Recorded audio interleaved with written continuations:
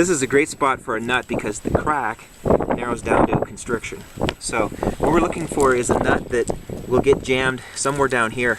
And the bigger the nut you get that still fits up here, the sooner it'll get jammed and the more wedged it'll be. So you want to pick the biggest nut that the crack will accept, so that the curved side is, yeah.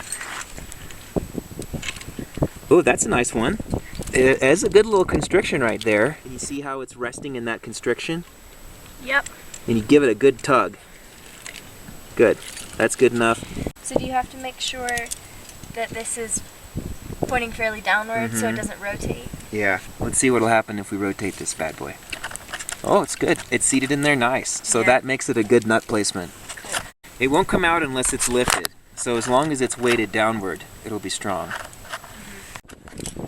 Alright, so you'll need 2 carabiners, one to clip into the nut and one to clip to your rope, like before. And does it matter which way the gate faces here? Yeah, it does. If you can avoid it, you want to keep the gate away from going down to the rock, so it might be better to have gone like this.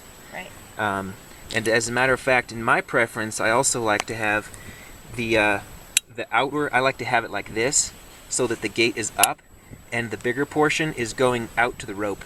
Okay. So you clip it in like this, you rotate it, then put your sling through there.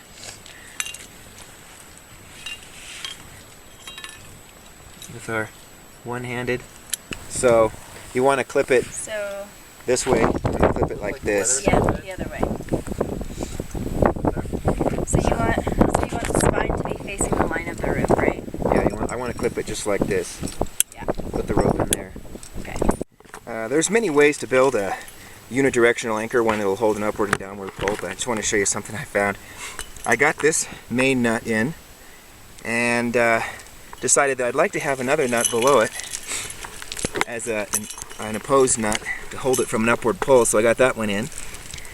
And then it just turns out that with experimenting a little bit, I discovered that my locking carabiner is just the right size. Now this is not exactly how it's meant to be weighted, but it's strong enough for a piece of protection. And then put my sling in and lock the gate up. And just because, you know, if you're going to do something well, you might as well overdo it, I put my gates opposite and opposed, so no matter where I go on this slope, I'm going to be protected.